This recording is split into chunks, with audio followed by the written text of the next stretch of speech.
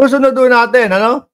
Kaya wag silang mag-inarte diyan na palakas sila ng palakas. Halos wala naman lumalakas, 'di ba? Ang lumalakas ho, ang presidente at ang gobyerno ng Pilipinas. Tignan niyo ho ito, mga kababayan. Sinagot po si VP Sara Duterte ng House of Representatives. Kasi ho, mga kababayan, siguro last week 'yon. Merong mga ugong-ugong po, no? At meron ding narinig ang ating Vice Presidente na ang House of Representatives o ang mga congressman ay merong nilulutong impeachment laban po sa kanya. Aba, sabi ng mga congressman, walang ganyang katotohanan. Wala kaming niluluto dito. Ako po kasi, mga kababayan, alam ko kung saan nanggaling yun, no? Yung sigaw na impeachment sa ating Vice Presidente. Sa taong bayan ho, mga bossing. Sa netizen ho, mga bossing. Sa netizen ho nagsimula yun eh, no? Una ho, mga bossing. Una ho, mga kababayan, yung 'di ba, sabi natin, "Oh, VP Sara, hindi okay sa Department of Education eh." Hindi natin siya ire-request o hindi natin siya itutulak na mag-resign sa pagka-vice presidente. Pero ang sinusulong natin doon, mga bossing, yung pag-resign sa Department of Education. Dahil wala Talaga hong talagang hindi makasabay ang Pilipinas 'Di ba, Tina B? Ang reason po kung bakit inappoint ang ating vice presidente diyan, ito talagang mapataas ang antas, no, ng edukasyon ng Pilipinas. Kaso po hindi nangyari, mga bossing. Hindi po ganoon yung nangyari. So ngayon ho, ang taong bayan nanalo doon sa request na VP, mag-resign ka na. No? VP, mag-resign ka na sa Department of Education, which is narinig naman po ng Vice Presidente. Kaso po, itong mga nagdaang mga panahon ho, mga kababayan. Tapos, nasabayan pa nung medyo pagkapala desisyon na pagkaisip bata ng ating Vice Pangulo. No? Diyan na po lumakas ang sigawan ng taong bayan. Ay nako! Hindi lang pala sa Department of Education ka mag-resign.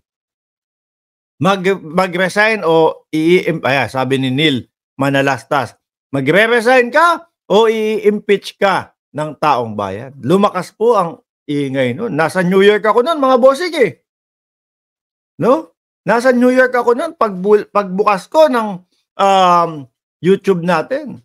Lahat kayo nandyan, nagsisigawan sa impeach Sara, #impeach VP Sara. Nagulat ako noon Doon na din po. Kaya ito, yung sabi nga ng mga House of Representatives o ng mga congressman, wala kaming kinalaman dyan. Sabi dito, House answer, VP Sara, auditing your secret funds not tied to impeachment plot. Dahil yun pa ang naiisip ng kampo ni VP Sara, mga kababayan, no? Yung pag-audit po nung secret fund ba? Yun ang iniisip nilang ibabanat sa kanila, mga bossing. Pero parte ho yun. Di ba? Parte lang ho yan ang proseso ng gobyerno, mga kababayan. Kaya yung wala namang impeachment Bakit kinakabahan kayo? Pero mas kabahan kayo kasi taong bayan talaga ang sumisigaw. Di ho ba? Kapag ang taong bayan sumigaw na tara tayo mag-EDSA.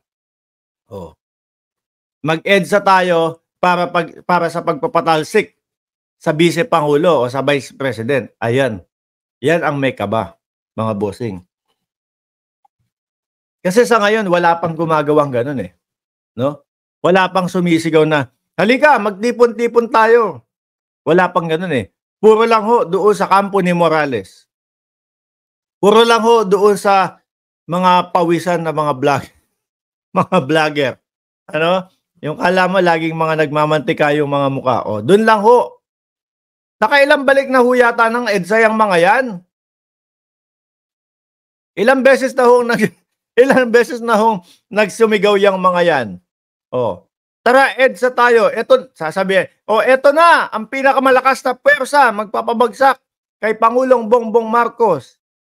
Ilang beses na 'yon? Sa isang linggo yata 2 o 3 beses kayong nagsisibalikan diyan sa EDSA. Oh, walang nangyayari.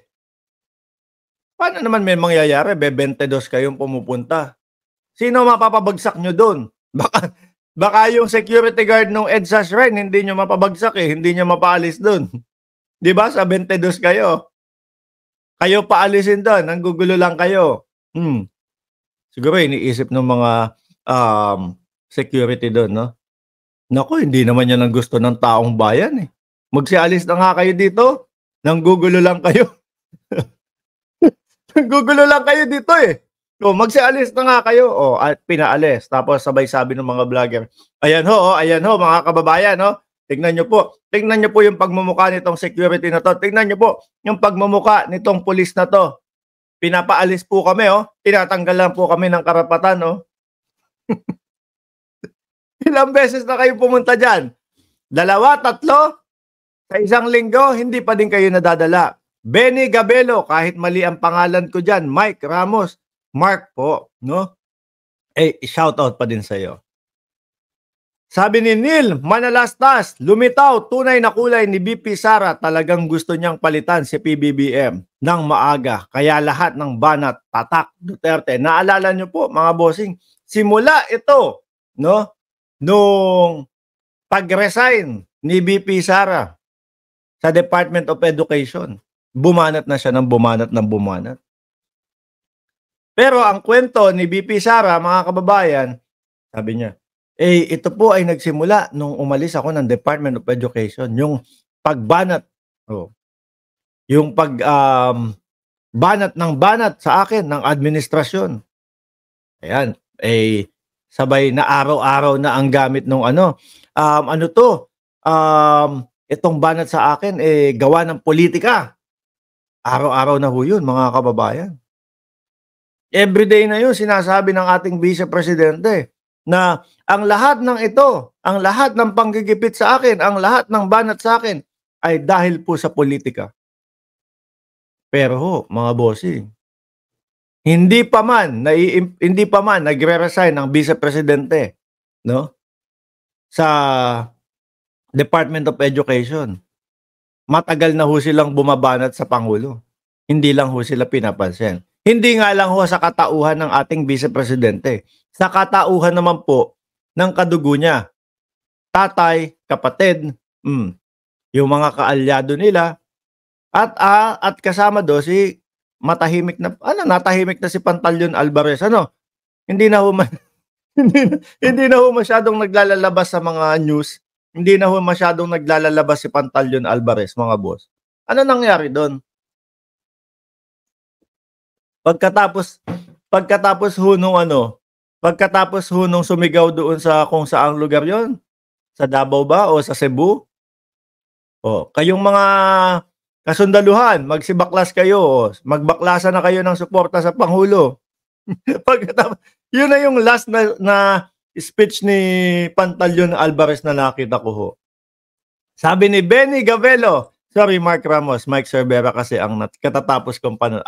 Okay lang po.